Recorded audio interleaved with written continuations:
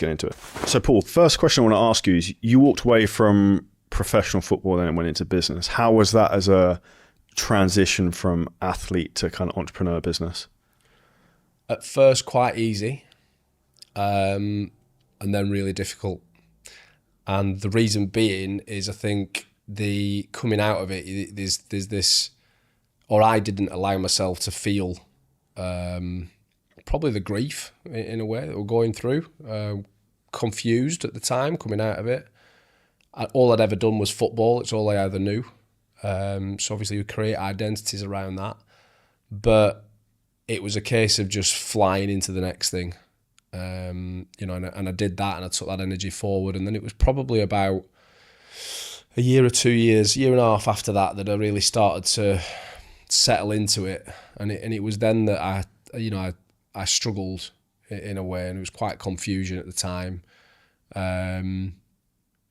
But yeah, you're learning a new set of, it's a new playing field that you're in, but there's a lot of qualities that you get obviously from playing professional sports that you can take into business. And it does open a few doors as well, so it was tricky to start with.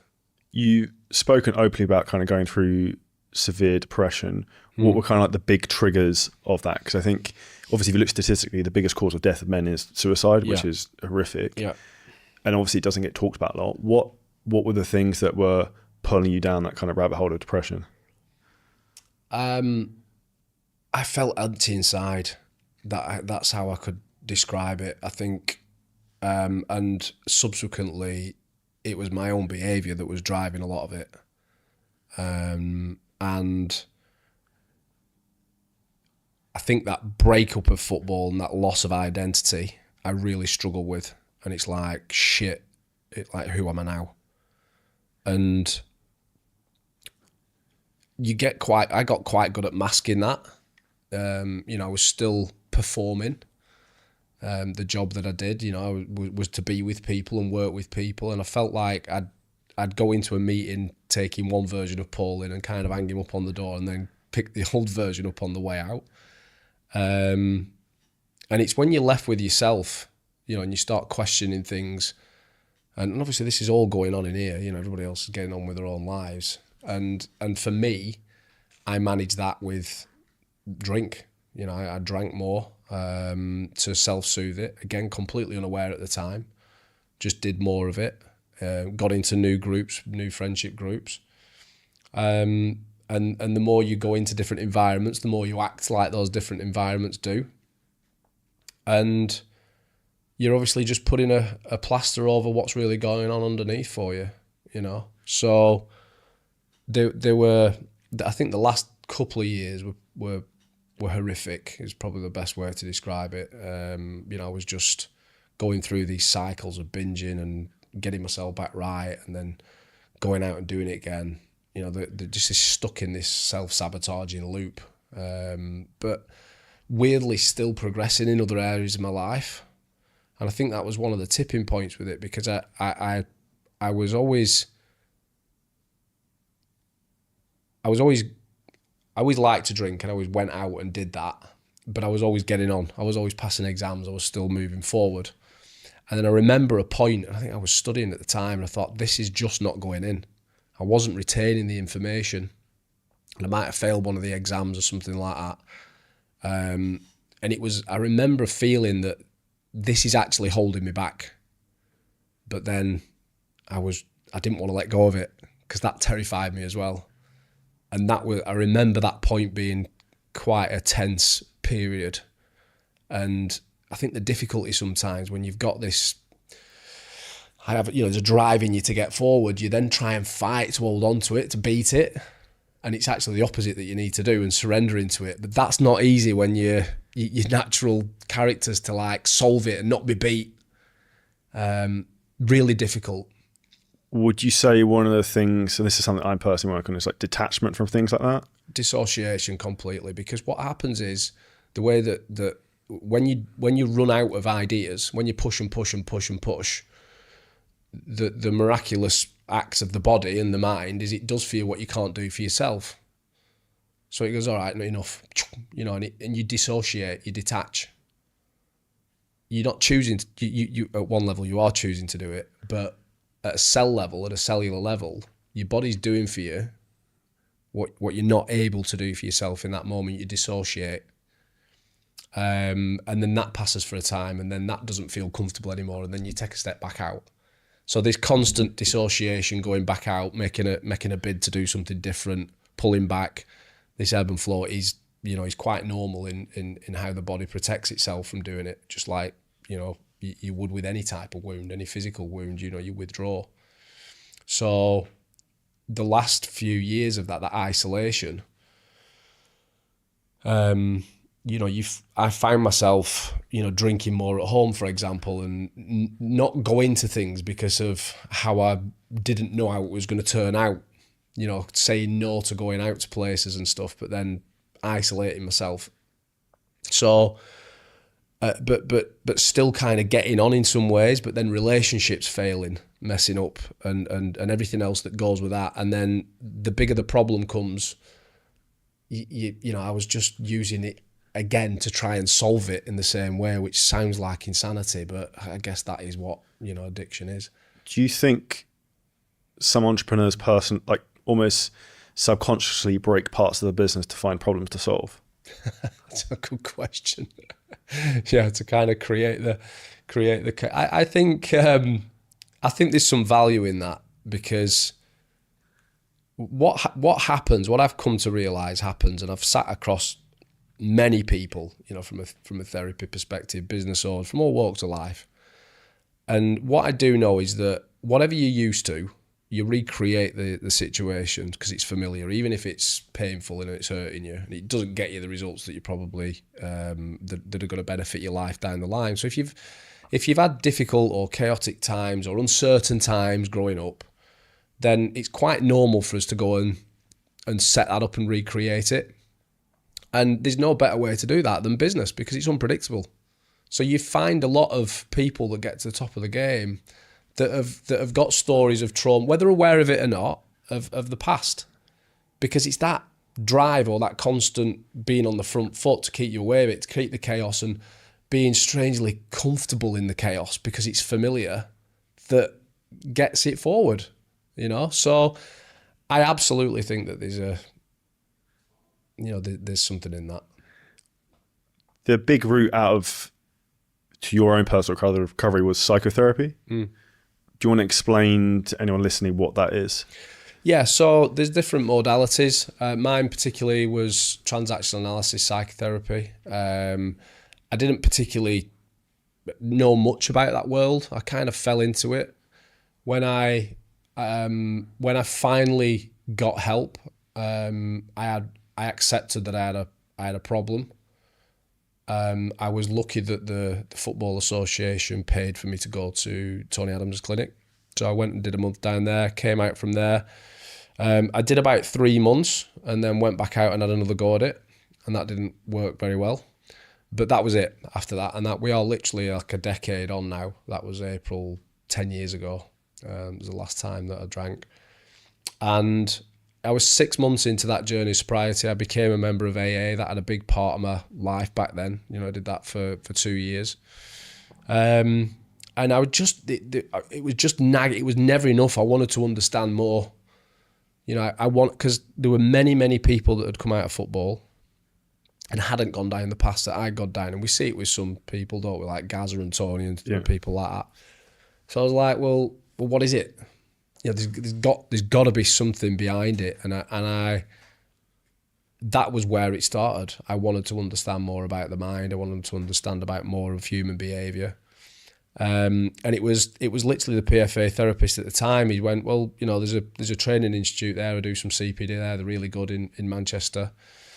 And it just so happened that they did TA psychotherapy. And, TA was developed by a guy called Eric Byrne that was the next guy on in the line from Freud, effectively from psychodynamic theory.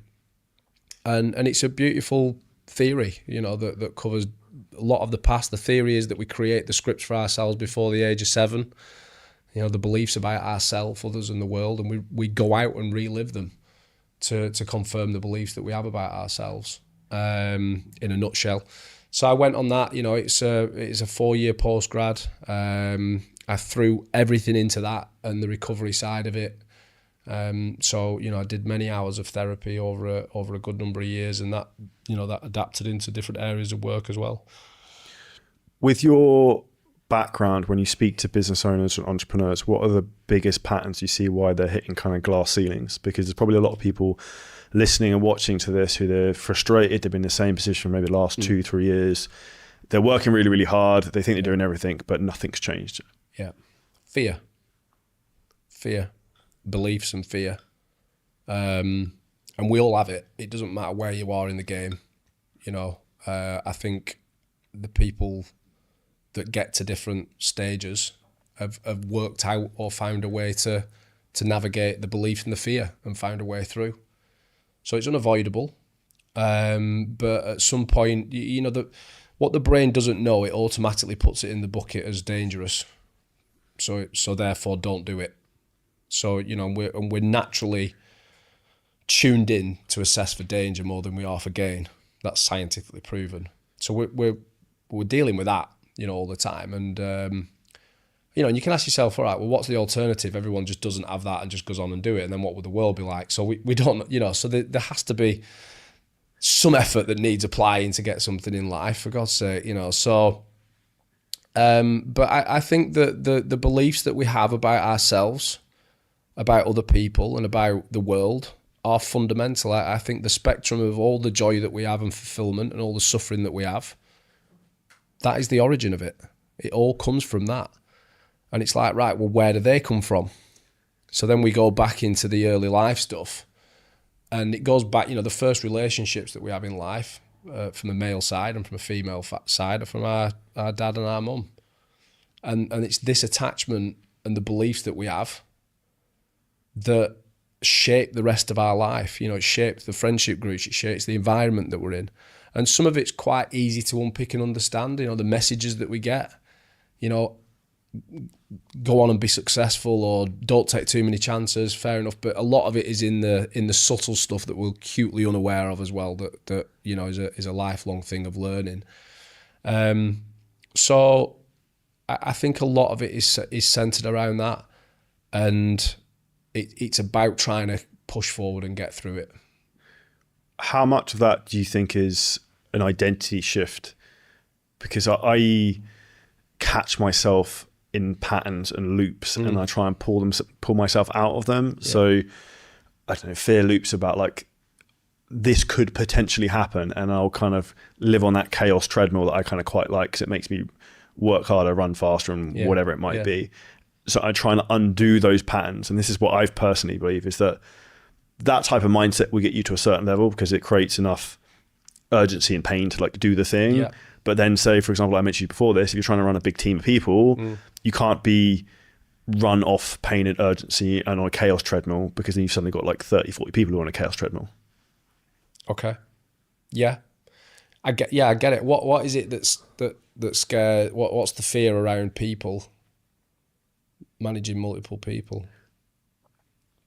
What I believe I do, and I see others do, is I want to come in and be the hero and solve all the problems. Because I think I can do it better than them. Okay. But then I'm training in the behavior of that I don't want to them, that you got a problem, then Charlie will solve it. Yeah. Which I'm now trying to unwind. Yeah. I mean, look, what makes you successful and gets you to a point usually then needs unraveling to get you to the next point, and that's difficult. And fundamental things in there with it's like what happens if Charlie isn't the main man? I think that's actually, I think what the challenge for me is, you mentioned like being busy all the time. My brain is addicted to the chaos. Yeah. Whereas if it's peace, even if everything's right, and my brain's like, something must be wrong. Yeah. Because there's nothing going on. Yeah. Yeah. No, absolutely. And if there is chaos, you're usually better off at fixing that chaos than other people. Yeah. And that keeps you stuck in the effectively a situation potentially. I think it's normal. I think that's quite normal. I don't think there's nothing unusual about it. I think, you know, trusting in other people to do the work and do the job, it doesn't mean that it's going to go right all the time, does it? No. And I think that's where culture is important, that we set, you know, and the direction that we give people. And at some point there's a tipping point, and the path's quite clear on both sides. You either do it and you try it and you trust it and you work through it and commit to it, or you don't and you stay where you are. And it's like, at some point, if that nag's still there in you to go to that next level, it'll probably push you down the first path, and you'll throw everything into that. It's that expression, when the pain of staying the same is great and the pain of change is when you make a change. Usually when there's an impasse, so when we're stuck, the two paths that lie ahead of us both come with pain. It's unavoidable. Absolutely unavoidable. And that's why the brain goes into an impasse. And we go in, and if we look at it at a central nervous system perspective, that's like a freeze state. You know, the body's kind of like stuck, and it's like, yeah. And that's a really important bit of it, because that energy is important, because it's that actually pushes it forward. So it's needed. It's not comfortable, but it's needed. But what we have to do is first become aware of the two paths. That's important. And be aware of the pain, and be aware of you know, the perceived pain, therefore is fear comes with it, because we want to avoid the pain. And it's like, right, okay, so I've got these two paths. There's pain on both of them, but which path am I going to go down that's going to give me the best future? And that's the path that we have to take. And usually that's the one where we endure the pain to start with, and then it's freedom down the line. And the other path is usually we avoid the pain first. So what do we normally pick more often than often? We choose the path that avoids the pain first, and we stay stuck. It's the pain you feel today is the pleasure you'll get tomorrow. Yeah, absolutely. There's a lot of truth in that, you know. How common, from the people you've worked with and even maybe your own business experience, obviously selling businesses, do you think self-sabotage is for entrepreneurs and just getting in their own way generally? It's everything, because if we look at what self-sabotage is, it's a belief system. You know, those beliefs are created by our interpersonal early relationships, which we then come up against in later life, because we need to do business with other people. So we're constantly like in that arena with it. So at times we're going to make decisions that, you know, we're going to look at and we're going to think, you know, that's held me back there, or it's stopping me getting forward. If we think of it like this,